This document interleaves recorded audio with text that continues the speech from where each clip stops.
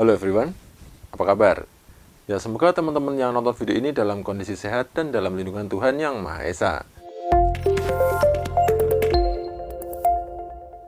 Dan di video kali ini, gue mau sedikit berbagi informasi buat teman-teman yang kebetulan hari ini sedang ingin tahu informasi tentang baterai non-ori GoPro ya guys ya. Jadi kalau teman-teman saat ini sedang scroll-scroll atau sedang browsing nyari baterai yang bagus buat GoPro, itu seperti apa. Dan kebetulan di video kali ini gue nggak akan ngebahas tentang yang baterai orinya. Nah, mengingat untuk baterai orinya sendiri GoPro itu lumayan mahal guys. Nah, namun perlu teman-teman garis bawahi juga ya, ketika teman-teman membeli baterai yang ibaratnya yang non original GoPro, itu cek juga ya guys yang bagian deskripsinya tuh.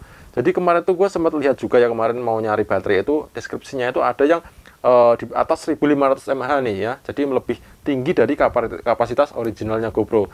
Mungkin teman-teman bertanya-tanya ya, apakah dengan kapasitas yang lebih tinggi itu bagus bang buat GoPro saya dan sebagainya seperti itu ya.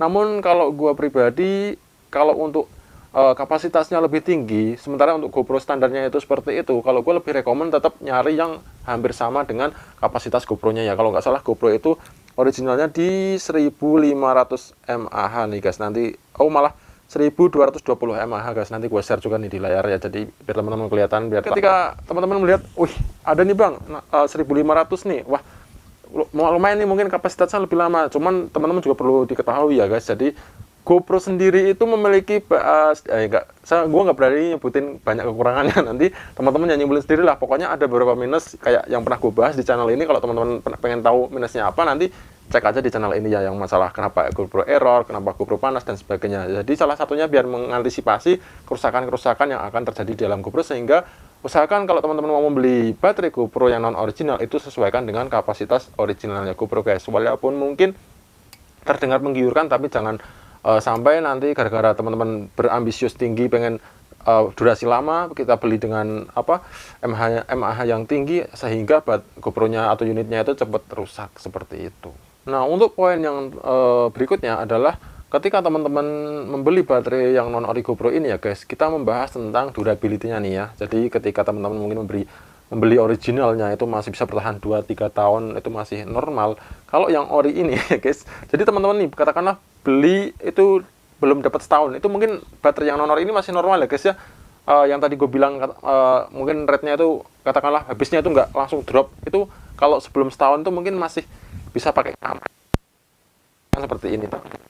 Makanya itu udah lebih dari setahun 2 tahun tuh mungkin agak berbeda guys, jadi agak boros sedikit ya, sedikit memang.